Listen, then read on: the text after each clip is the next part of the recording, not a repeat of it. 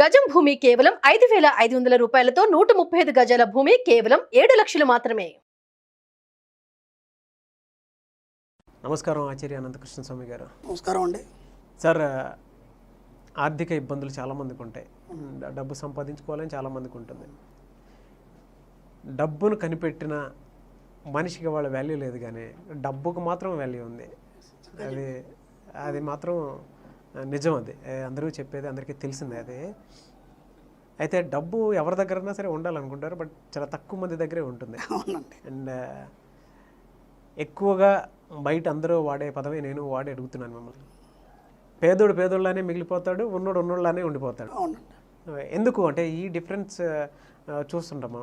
According to astrology పేదోడు కూడా success అవ్వాలి అని అంటే దానికి మనీ మంత్రగా టాపిక్ తీసుకొని చేస్తే మీరు ఏం చెప్తారు దాని మీద? అసలు యాక్చువల్గా చెప్పాలంటే నేను మనీ మంత్రం మీద ఎవ్రీ మంత్ క్లాసులు నిర్వహిస్తానండి. ఎవ్రీ మంత్ ఫస్ట్ సండే హైదరాబాద్లో క్లాసులు నిర్వహిస్తాను. కేవలం డబ్బు గురించే ఉంటుందండి. ఆ సబ్జెక్ట్లో మీకు మార్నింగ్ టు ఈవినింగ్ క్లాస్ ఉంటుంది. దాంట్లో ఎక్కడ దేవుడు కానీ జ్యోతిషం కానీ పూజలు కానీ ఉండవండి. కేవలం డబ్బు గురించే ఉంటుంది. ఎందుకు రావట్లేదు డబ్బు? ఎందుకు రావట్లేదు డబ్బు? ఉన్నవాడి దగ్గర డబ్బు ఎందుకు ఉంటుంది, లేని వాడి దగ్గర డబ్బు ఎందుకు ఉండట్లేదు? ఇక్కడ ముందుగా మీ దగ్గరికి డబ్బు రావాలంటే మీ ఆలోచనలు ఎలా ఉన్నాయో మనం చూద్దాం. పేదవాడికి ఒక స్టార్ హోటల్ పోవాలని ఉంటుంది. ఆ స్టార్ హోటల్ ముందు నుంచి పోయితే స్టార్ హోటల్ పోవాలి మనం ఒకసారి అని ఉంటుంది. కానీ ఎమ్మటే వాడు మనసు ఏం చెప్తుందంటే దీనికి మనం తగునా అనే ఆలోచనతోనే డ్రాప్ అయిపోతాడు. ఓకే, వీళ్ళకి ఎలాంటి మనస్తత్వం ఉంటుందంటే ఉన్నంతలోనే సర్దుకోవాలి. ఈ ఆలోచనలు ఉంటాయి. అదే డబ్బున్న వాడికి అలాంటిది ఏం లేదు. ఏదైనా సరే ఎంతైనా ఖర్చు పెట్టడం, ఏదైనా సరే సాధించుకోవడం. ఈ ఆలోచనలు ఏం చేస్తున్నాయంటే ఇరుక్కున్నటువంటి మనస్తత్వంలో ఇరుక్కుపోతున్నాడు ఇతను. ఆ ఆలోచనల ద్వారా ఎక్కడ ఒక రూపాయి మనస్ఫూర్తిగా ఖర్చు పెట్టలేని పరిస్థితి. ఎందుకంటే అక్కడ నెలకు 20,000 సంపాదిస్తాడు. ఆ 20,000లో రెంట్ కట్టుకోవాలి, అలాగే పిల్లల స్కూల్ ఫీజులు కట్టుకోవాలి. నెలంతా 20,000లోనే సాగతీయాలి. అంటే ఆ మైండ్ సెట్ అనేది ఆ 20,000కే ఫిక్స్ అయిపోయింది. దీనికి మనం ఇంకా పెంచుకోవడానికి ఒక పని చేయొచ్చు. 20,000 కంటే ఎక్కువ నేను సంపాదించగలను అనే ముందు మీరు డిసైడ్ కావాలి. ఓకే, అది ఎంత? 50,000, 1,00,000, 10 లక్షల? అది ముందు మీరు డిసైడ్ కావాలి. డిసైడ్ అయ్యేంత వరకు మీ దగ్గరికి డబ్బు రాదు. బాగా ఆలోచించుకోండి. నేను నెలకి 1,00,000 రూపాయలు సంపాదిస్తానంటే నీదేం పోయింది? దాంట్లోంచి 20,000 పోతే 80,000 మిగులు పట్టే కదంటే. ఈ ఆలోచన ఎప్పుడూ రాదు. ఎందుకంటే నాకు వస్తుంది 20,000 జీతము, ఇంతకంటే నేను అదనంగా ఎలా సంపాదించగలను అనే ఒక మూర్ఖత్వ మనస్తత్వంతో ఆ వ్యక్తి దాంట్లోనే నలిగిపోవడం జరుగుతుంది. కాబట్టి ముందు మీరు ఏం చేయాలంటే ఈ ఉన్న జీవితాన్ని కొత్త జీవితానికి మారడానికి మీరు ప్రయత్నం చేయాలి. ఉన్న జీవితం నుంచి కొత్త జీవితానికి మారడానికి ముందు ప్రయత్నం చేయాలి. కొత్త జీవితంలో ఎలా ఉండాలి? ఇక మళ్ళీ ఇవన్నీ ఉండవు. ఇక పాత ఏదైతే ఉన్నాయో అవన్నీ ఉండవు. కొత్త జీవితం మారడానికి ఆ కొత్త జీవితంలో మీరు రాసుకోవాలి. నోట్ ఒక బుక్ తీసుకొని కొత్త జీవితం ఎలా ఉండాలి, ఉన్నతంగా ఉండి నేను నెలకు 1,00,000 రూపాయలు సంపాదిస్తాను. దాంతో ప్రతి నెల నేను ఒకసారి స్టార్ హోటల్ తీసుకెళ్తాను. నా ఫ్యామిలీ స్టార్ హోటల్ తీసుకెళ్తాను. నేను నెలకి ఒక 20,000 నా యొక్క సరదాల కోసం, అంటే ఫ్యామిలీతో గడిపే సరదాల కోసం ఖర్చు పెడతాను. ఓకే, ఈ స్టార్ హోటల్ కానీ ఈ పెద్ద పెద్ద రిచ్ ఏవైతే ఉన్నాయో అవన్నీ వాళ్ళ కోసం కట్టుకోలేదండి. అవన్నీ ఎవరి కోసం కట్టారు? పబ్లిక్ కోసమే కట్టారు. కానీ వీళ్ళు ఏమనుకుంటారంటే అవి డబ్బున్న వాళ్ళ కోసం కట్టారనే ఫీలింగ్లో వీళ్ళు ఉంటారు. ఇప్పుడు నీ దగ్గర 1,00,000 రూపాయలు వస్తే నువ్వు వెళ్ళగలవు కదా.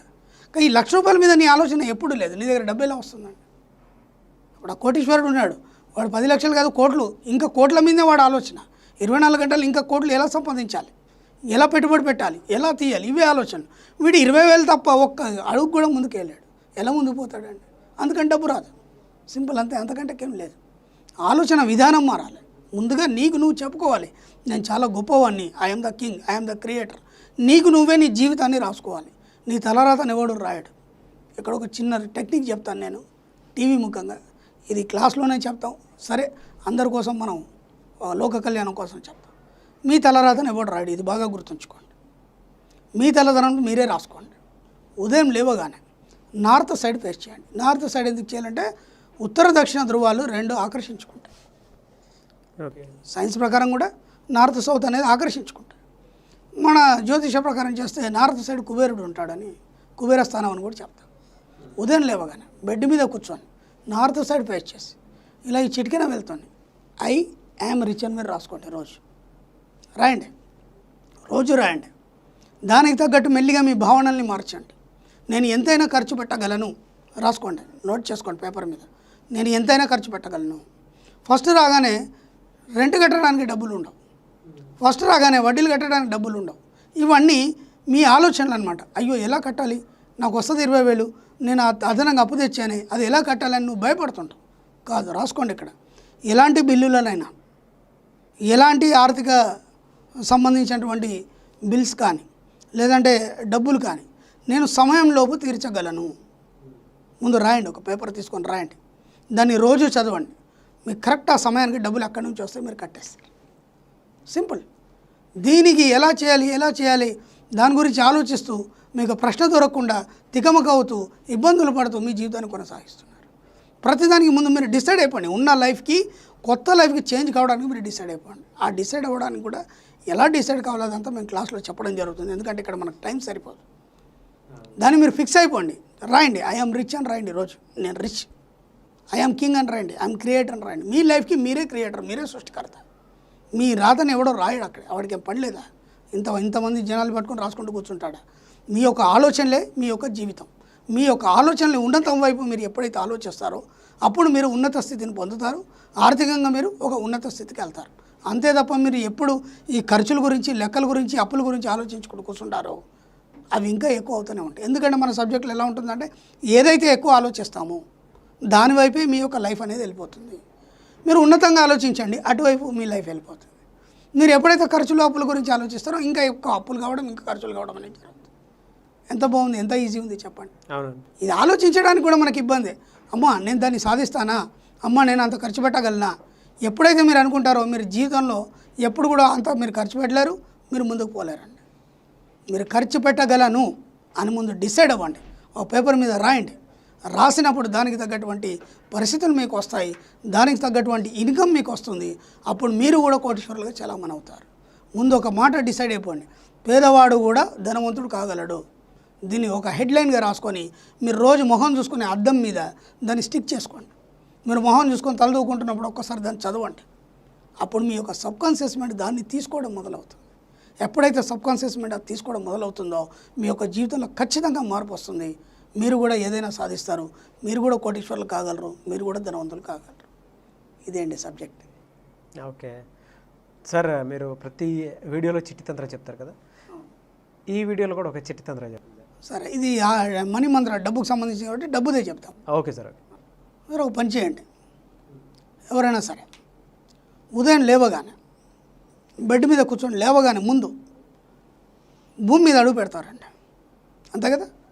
బెడ్ మీదకి వెళ్ళి భూమి మీద ఇక్కడ చెప్పండి, సంపదలను ఎక్కడి నుంచి వస్తాయండి? మనకి భూమిలో నుంచే వస్తాయి.